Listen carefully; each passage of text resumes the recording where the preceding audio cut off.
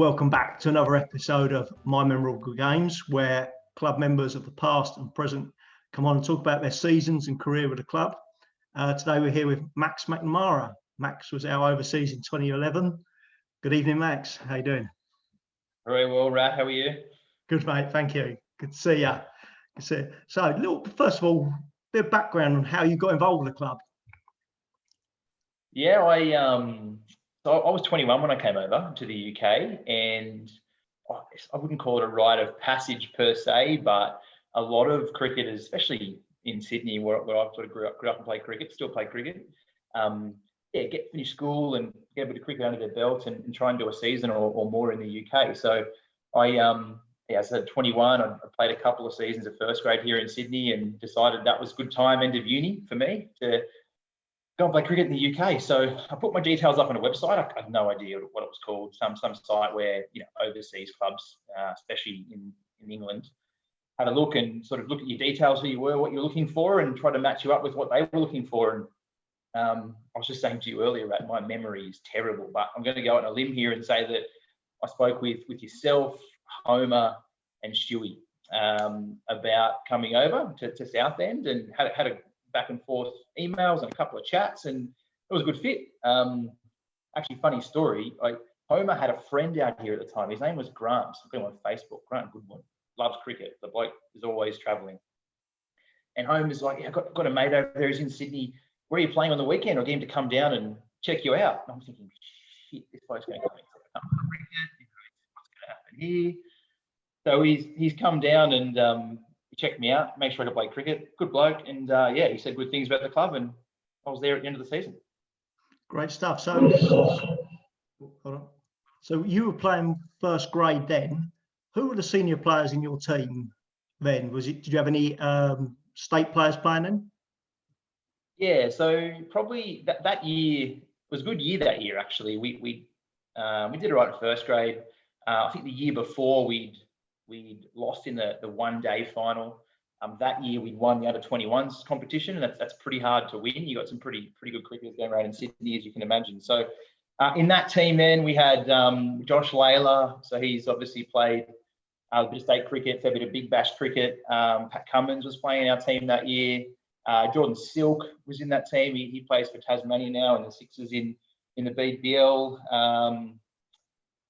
Probably Ryan Gibson, who was playing for state cricket. So we had a pretty good team, pretty young team. Like at that point, obviously Pat and Silky were a bit younger than myself. But yeah, we had a pretty, looking back, quite a pretty good team. Good stuff. So then coming on to when you joined Southend, what were your first impressions of the club? So I'm picked up from the airport by Stuart Leslie, president at the time. And I remember getting off the plane, and I had long pants on, I had a jumper on. It was mid-April. Everyone said to me, it's pretty cold mid-April. It warms up a bit in May and June. I'm thinking, yeah, it's pretty cold, all right. I don't know what it was, maybe 20 degrees. So I'm thinking, yeah, it's cold, but it's not the worst. We're in the car coming along the Southend beachfront there. Well, I wouldn't call it a beach, but whatever you call it. And there are these blokes, I'll never forget it. They're red raw. It's about 6 o'clock, shirts off, beers in hand, both on the side where the pubs are and on the water side. I'm thinking, this place is insane. It's 20 degrees. I'm in jumpers. They've got no shirts on. They're red raw and they're absolutely blind. So that was my very first impression of Southend. That was interesting. But the club itself, I think, I live with Dale. So obviously a lot of you will know Dale. He was amazing. I walked in and he couldn't shut him up for a start. Still can't shut him up. But this made me feel so welcome. It was a great place to live, and obviously you're across the road from the cricket club, which made it a bit easier. I think the other thing I noticed was just the culture. So many of the blokes knew each other, have spent a lot of time since they were young with each other, Waff, Johners, Homer, etc. And the culture after games, probably more so than the culture around the club during the cricket games, the fact that everyone would get back to the pavilion behind you, and there was an actual bar there as a novel concept for us. We don't have bars at cricket clubs in Australia. So, that was really, really nice. Really enjoyed that. Stuff. So as you say, Dale was your housemate. Who was captain? Spear captain? Spearsy was captain that year, yeah. And did you find it different? Lack of training? Were you trained twice a week back home? And we train. We did, yeah. Not much. 0. Yeah, there was a bit of, I think the season hadn't quite started when I got there. So there was a couple of nighttime net sessions and they were like 9 o'clock. I was thinking, what's going on here? This is weird. Anyway, it was good. But then when the season started, yeah, it was nothing. I remember a couple of days in, Dale said, right, come on, let's get over to the park and let's have a bowl. You have a bowl and I'll have a catch. And the first thing I remember was you look at the UK grounds, like if you look behind you in the background there, the grass looks lush and green and soft. The first thing I noticed was I walked onto the grass, it was bloody hard. It was rock hard. And I'm thinking, what's going on here? So anyway, having a bowl and the balls are taking off. And I'm thinking, this is fantastic. This square is going to be super bouncy. You end up being pretty decent, but it would have been better to play on the outfield. It was that hard. But yeah, I don't know what the question was, but yeah, that's Dale. So your first games were a couple of friendlies. How did you find them? What was the sort of difference from the UK to Sydney cricket? Yeah, I've had this conversation a lot with people. I found cricket in the UK so different to Australia to start with, and obviously the wickets are different, the grounds are a bit different, etc. But more than that, the style of play, and I think I really struggled with that. Like, I don't know, you've probably got the numbers witten down there in terms of what my first few games were, but didn't take many wickets, if any wickets, and I went for a few runs. It took me a couple of games just to get into it, to work out how the hell do you bowl over here, because these batsmen are hitting balls in weird areas that, typically bowl in Australia. You talk about a first class length. Here in Australia, you're sort of just short of a length bowling 4th and 5th stump, but you're doing that in England. You're getting pulled, you're getting cut off a ball that's 4 stump. I'm scratching my head going, I don't know what to do here. So it took me a bit of time to work how to play in the conditions. And I have a vivid memory of sitting up in the score box behind you there with Peter Kenton, who was scoring that year. No idea why he wasn't with TK in the second team. Obviously didn't rate him that highly. Decided that he'd come and score for us. And about 3 games in, I have my interpretation of that conversation at least was, Max, just relax. Do your thing. You'll work it out. Obviously, things are a bit different here. Just back yourself. In hindsight, he was probably saying, Max, you better do something here. We got you over here to take some wickets, and politely, you're not doing very well. But that to me was really important, right? Because it just gave me a chance to have a think about it. What made it change, and was all good after that. So you talk about the people like Josh Layler, Pat Cummins. Were any of those in the UK at the same time as you? Yeah, Josh was. He was playing in London. So I was lucky, actually. I had, I think, 4 people from the club were over that year, which is good, which is nice. I had a chance to see Josh a few times in London. He was staying in Kensington. I had a friend up in Manchester, another in Leeds, and another in Wales. So it was quite good because obviously no training midweek. I had the opportunity to do a bit of travelling, went to Scotland once or twice, headed over to Portugal, obviously went up to Leeds and Manchester and to London. So it was good. It was a nice chance to feel a little bit connected, although I was obviously quite a distance from home. Did you speak to any of those on how they were finding cricket, like what lengths the bowl? Or was it more conversation about pubs? Josh had been here before. He'd been here about 18. I had another friend actually just down the road playing Hadley, and he had been here before as well. So to be fair, we probably didn't talk a lot about cricket, but I think just having them around probably made things a little bit easier. If I was here by myself 3 games in, not a whole lot of wickets, not sure what I'm doing, got a bit harder. But the fact, I had a good friend down the road, Josh in London, a couple of guys up north, it definitely made a difference. So probably not intentionally. We didn't talk about cricket, but I suspect we did a lot. I just have a memory of it.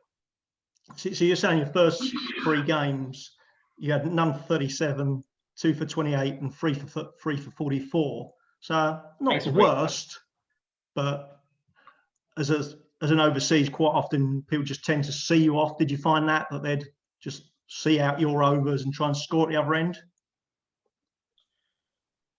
I think in the first few games, yes, but again, it was, for me, it wasn't so much the seeing off part. It was firstly, I can't get you out. Why can't I get you out where I usually bowl? And secondly, you're scoring runs where I don't know how you're hitting the ball there. So that's a bigger problem for me. So to be honest, if the figures were none for 10 off 10 or none for 8 off 8 or something, I can deal with that. But it was the fact what was the first one? None for 37 off 10. So just you under know what I mean? 4. It's almost at 4 and over. I'm just Yeah. like, what's going on? So yeah, that was pain. Okay, so play a few games. In the sort of early June, you have a real good streak. I've got some stats down here. So you have a 5-game stint of 4 for 50, 2 for 48, 6 for 41, 6 for 19, and 2 for 33. Is that where you sort of cracked it a little bit? You sort of thought, I know what I'm doing a bit here? Yeah, no doubt. I think it's probably a couple of things. Firstly, getting pretty comfortable with the team. You know, the whole time I was there, everyone was super supportive, and as I said, great culture. So not that it was any different to start with, but just feeling comfortable, feeling like, you know, I belonged, I suppose, in a way. Yeah. And yeah, I think the big change I made was bowling straighter and fuller.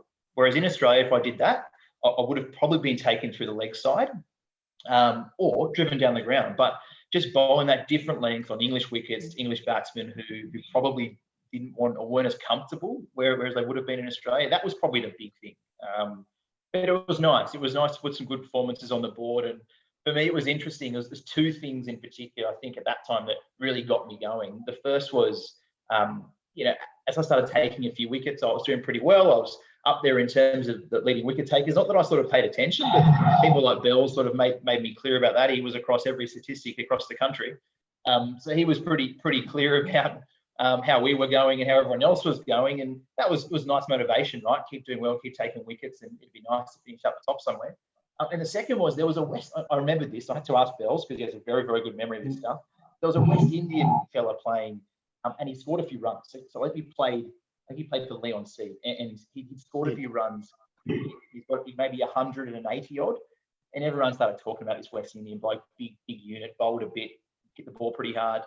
So I was looking forward to that. He was there overseas, I was there overseas, and I vividly remember, although I have a terrible memory, this is one thing I do remember, of coming in. We bumped him out with a couple of good short balls. He didn't particularly like that, and yeah, we got him for not meaning. So that was a nice experience as well, and I think that might have been one of the 4 or 6 or something, which was cool. Yeah, I think that was in the 4 for against Lee. Do you remember your 6 for 41? Does that ring? No. You don't remember? You don't remember 6 for 41 at Horndon? No, sounds good. Sounds really good. Well, tell me what happened. You probably know more than I do about it. I don't know the full details. I just know you got 6 for 1 week and then 6 for 19 the next week against Harlow. But you tell me you don't remember. As I said, it's bizarre. I have the worst cricketing memory.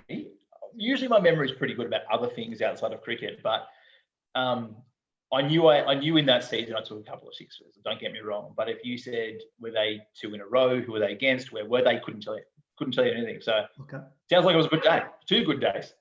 Well, that's right. Yeah. So as you're saying, that's when you've realised you're a big part of the team, and it's your job to knock teams over, really. And it started to pay off a little bit. To be honest, I was just having fun. Like, I think that's probably what just got into the groove of things. And it's like, it's a sport. End of the day, we take it a bit serious sometimes, but obviously it helps winning and it helps when you're doing well. But fun's always been a big part of it for me, and just running in, trying to bowl fast. Sometimes they don't come out so fast, sometimes they do, and trying to bowl them nice and straight and get a few wickets is really good, and it's fun. It's nice to contribute, as I said, and obviously that season our goal was to get promoted, and we were tracking really well at that point of the year. I think maybe first or second, so it was nice to be taking a few wickets. We were on track to be promoted, and the boys, not just myself, the boys are playing well. Did the wickets get harder as the summer went on? Would that have helped you? Harder tracks, a bit more like home, or you just found you could adapt? I tell you what I can tell you is I played this game, and I still have the photo on my phone today, and I looked it up just before this. It was at Stanford La Hope, I think it's how you say it. Is that how you say it? Yeah, good. And again, one of these small memories, I do have very vivid memories.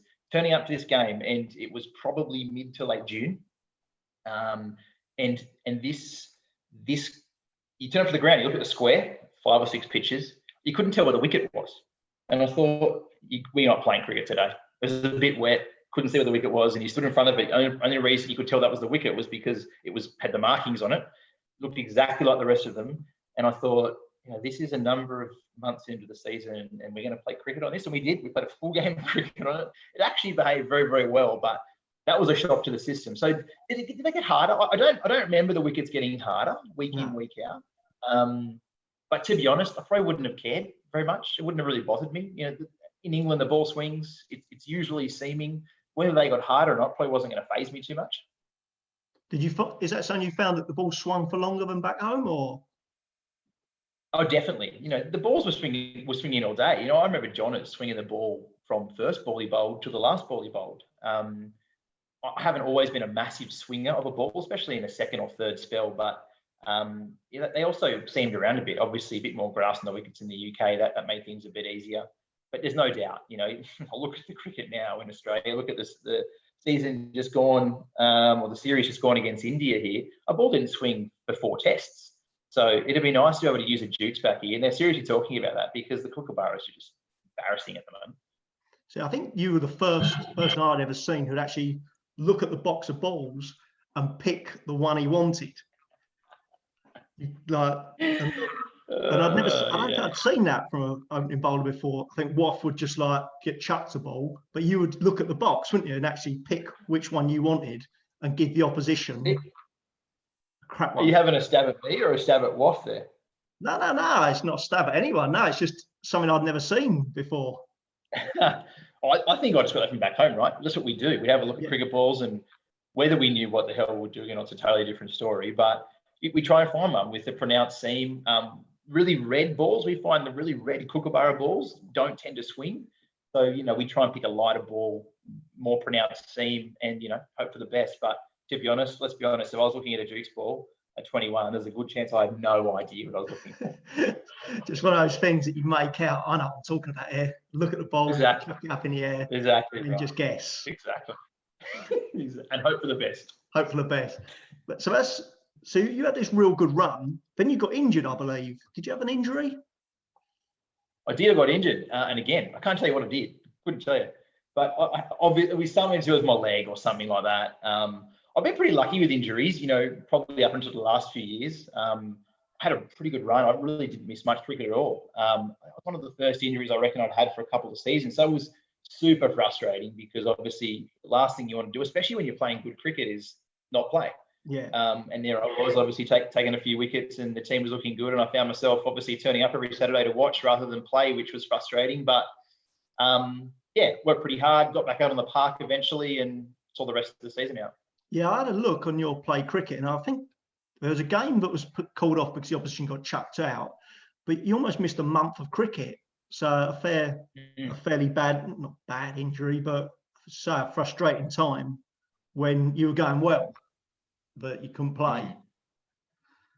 Yeah, I remember I was up at the physio, and I'd never had it before in my life, but she's dry needling me. I'm going, I don't know if this stuff's work. Is this like, you know, Chinese herbal medicine? Does this actually work or what? But we were trying a few things, right? I think it was actually down at the Southend football centre, one of the physios there. So it was something with my leg. I can't remember exactly what, but yeah, it's the last thing you want. At least I was at home in Australia, you know, everyone, when I say everyone, you know, we're obviously all on the same team. We know each other. We've played each other for years, and you get injured. But the last thing I wanted to do over there was obviously be injured. And obviously the club's brought me over. You want to do well, you want to play well. And here I am sitting on the sideline watching the boys. I can't do much there.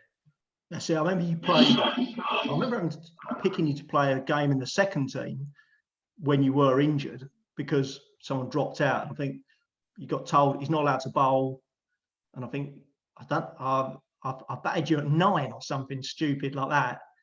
And as you say about Bells knowing everything, I said to Bells, I said I couldn't work out how to get to open, go free. So, and Bells was like, why don't you put Max at free? I was like, he's a bowler. He's like, no, he'll score runs. And I was like, Bells, at the moment, I'm all over the show as a captain. It's a nightmare season. I said, I just didn't feel, I just had in my head, bowler, he's here just because he can't do anything else. He's got to stand still. Bells like, you should have batted him at free. So it's too late now. It's Monday morning, Bells. Can't change the game. So you probably saved yourself some pain anyway. It would have been embarrassing if I batted at 3. So you probably saved everyone the embarrassment. So when you came back, did you feel 100%? Yeah, I think I would have been, no doubt. Like any injury, when I have had injuries in the past, you know, there's no point coming back early. Like I'm of the belief that if you try and play with an injury, you're probably going to do more harm than good. So I was good. Once I came back, I was good. I think obviously the break in cricket wasn't ideal, not to do much for a month.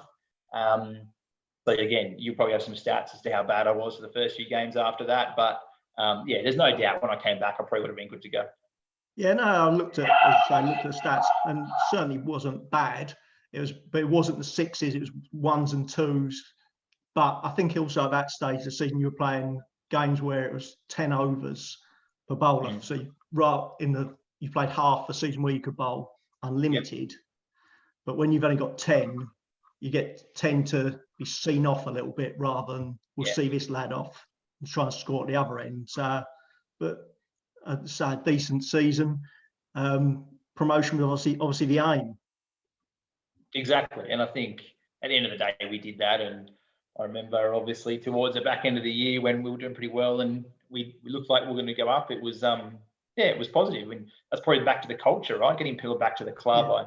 There were so many nights I remember where, we'd have 15, 20, 30, 40 people back at the club. And I think obviously winning games of cricket makes everyone a bit happier, and getting everyone back up in the club is really nice, to the point where, 2, 3 a.m. we're probably either heading into Southend or I was walking back over the park home. And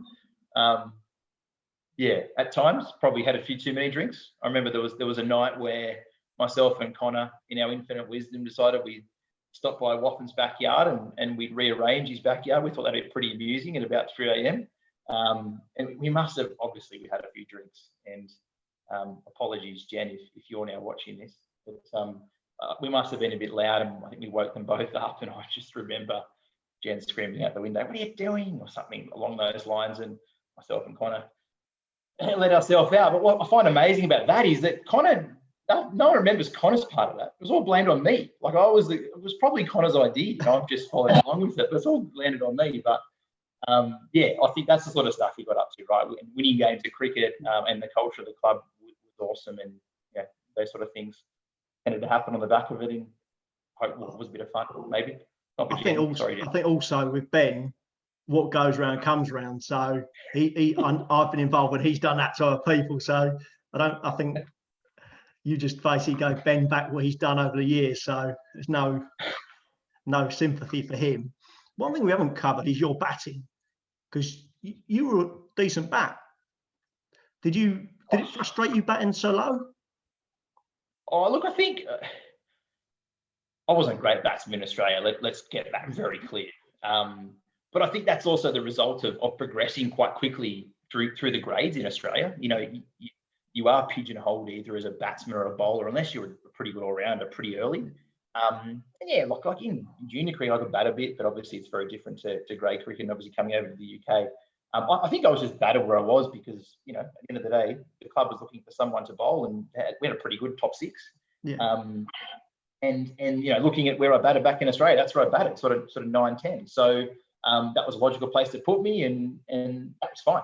Again, winning games of cricket, people were scoring runs, and it was great. Do I wish I had the chance to bat a bit more? 100%. But I got quite a few not outs sort of through the middle of the year, and I contributed a little bit at the back end, which was nice. But everyone loves batting, right? No one's going to say no. Don't put me up the order. So yeah. Well, you scored a match-winning 80 at Upminster, sort of mid-season in the Sunday League. Do you remember that?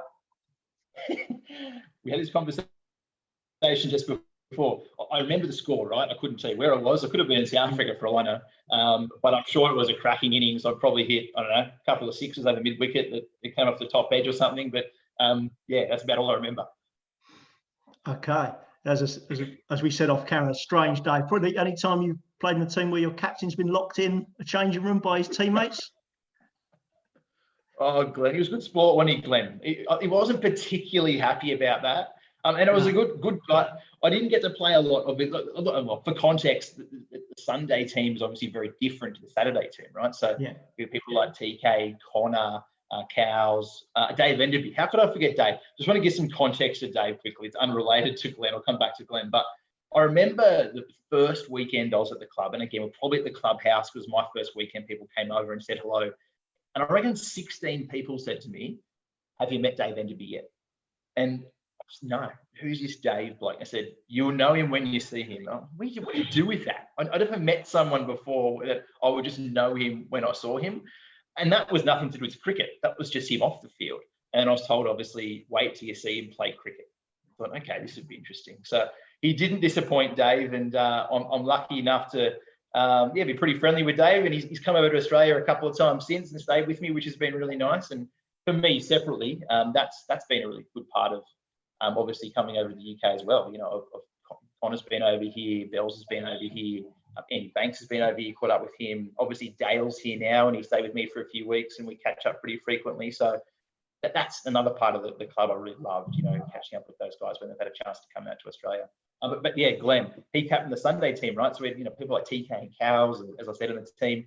And it was a really good fun. But that day we decided we had enough of Glenn. So we locked him in the change room, went out to field.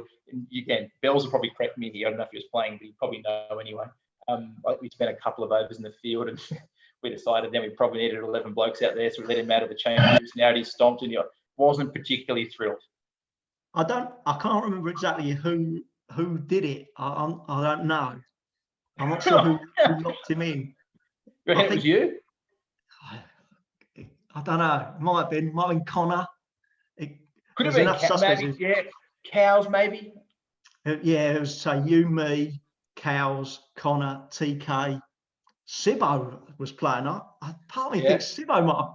I certainly think Sibbo wouldn't have. No. He might not have locked him in, but he certainly didn't unlock him. I'll ask Glenn. I'll find out how.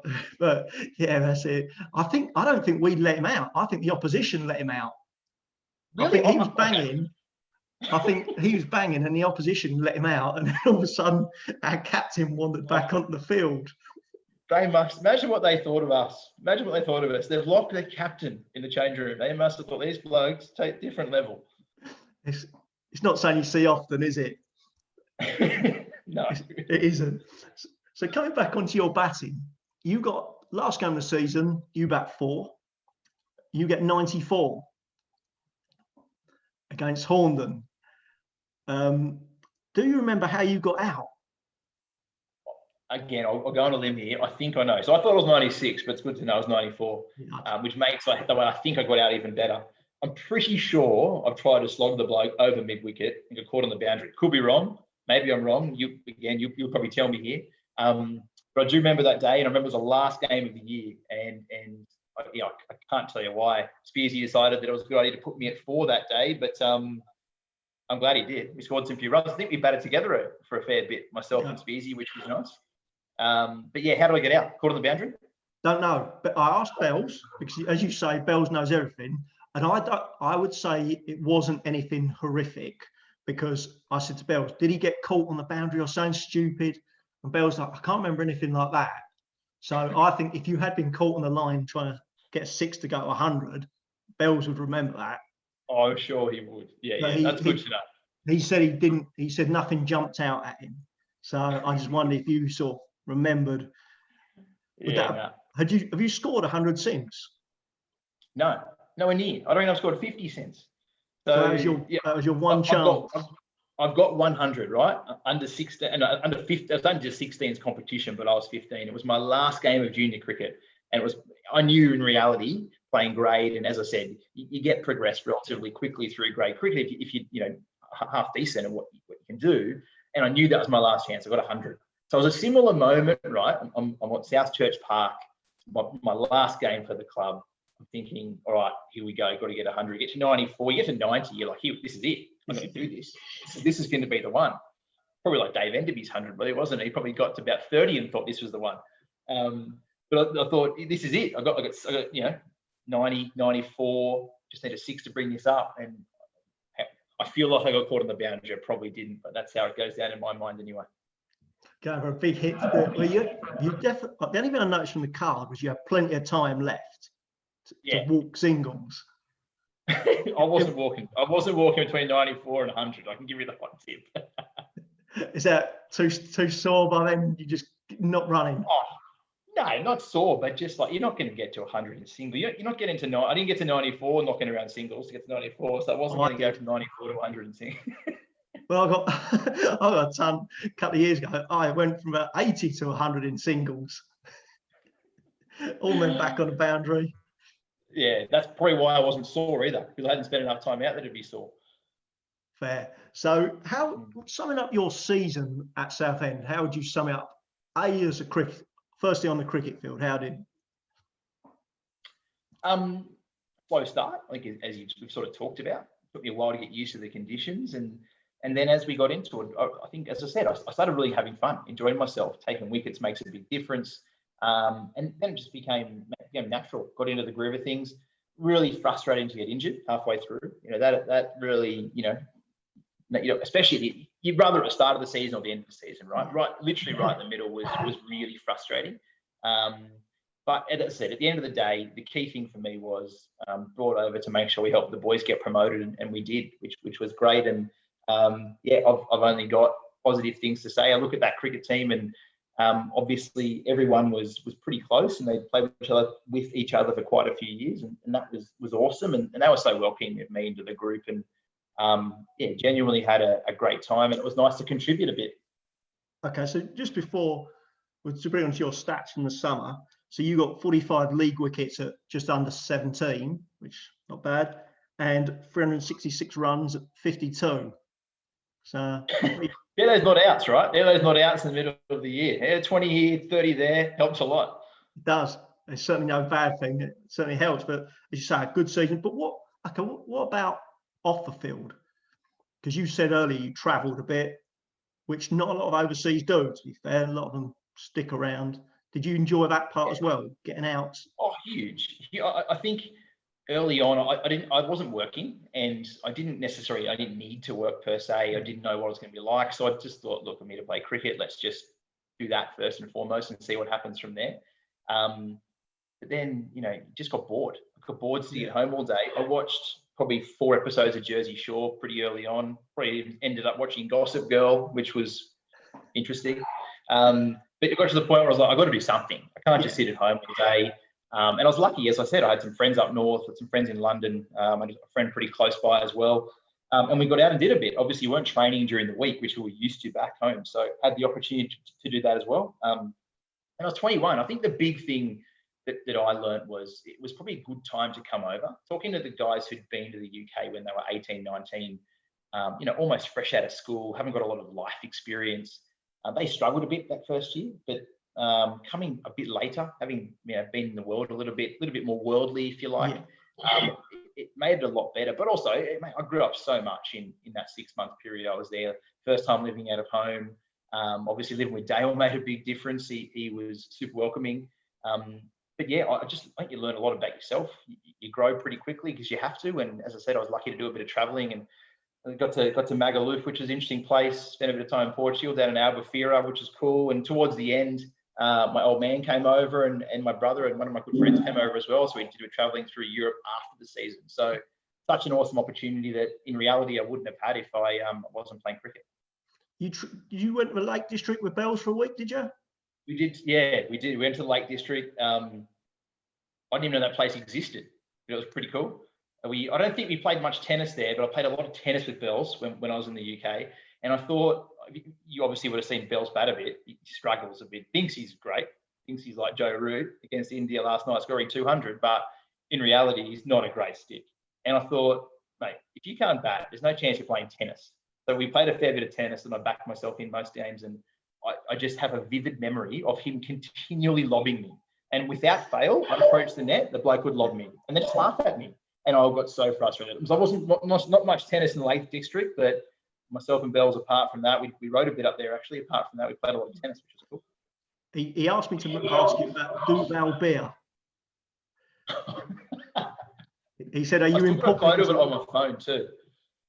Oh, I hadn't had one before, but how good's Bells? I haven't heard that name for about 10 years. We were up in the Lake District, and we thought, you guys try one of these Duvals. It's a Belgian beer, I'm pretty sure. Is that right? Is it Belgian? Yeah, I think so, yeah.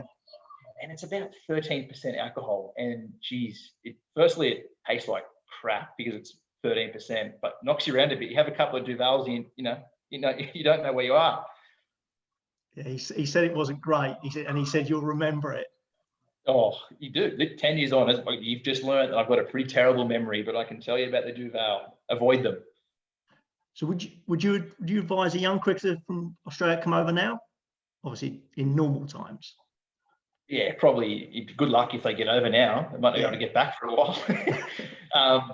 But 100%, as I said, I think for my cricket, it was interesting. You know, it was different. It was something I had to learn how to do differently. I had to change what I'd done, what I obviously had relatively decent success with in Australia in a pretty short period of time. But I think as a person, as a human, it taught me a lot about myself. I had to learn a lot really quickly, to obviously learn how to build relationships with people that I really didn't know in a really short period of time. It's relatively scary as a 19, 20, 21-year-old to walk into a different country where you don't know anyone, into a new person's house and a new club, and especially where everyone's looking at you, expecting you to do well. Yeah, it's a good challenge, and I enjoyed it, and 100% I'd recommend if there's anyone looking to do it. Southend's a great place to play cricket. You didn't come back to the UK after Twickenham? I didn't. To be honest, I went home with every intention to come back. But yeah, I went back. I did my last year at uni when I got back. I did my honours year, and then I finished work. I met my now wife. Started, life caught up with me, and it's probably one of the things I regret. There's probably two things I regret. Having done after I not done, I should say, after finishing school. The first one would be doing exchange overseas at uni. That'd have been cool. And the second one's probably not going back to the UK for a second year, because it was awesome. As you can, I'm not making it up when I say it. It's something I'm going to remember for a long, long time. No, that's great stuff. The only downside, I suppose, is Enderby coming over to stay with you a couple of times. How was that? Oh, mate, David. So the first time he came out, I was still living at my parents' place, and I grew up on a bit of acreage, and 5 acres out there, and there's a separate house, like a 2-bedroom little cabin, if you like, at the back of my parents' place.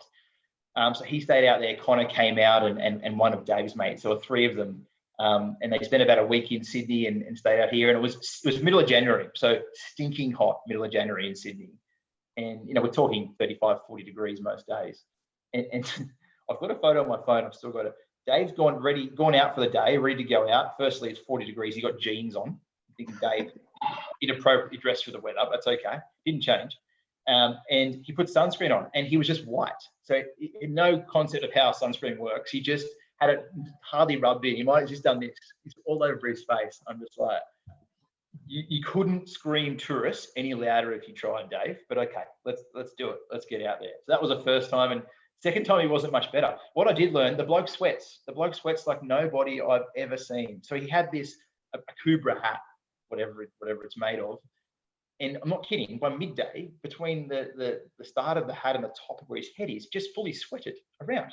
I didn't know that was possible. But he not made for Australian weather, Dave, but it was good to see. So just so a bit of clarity, what you're doing now for guys back here, what are you up to now?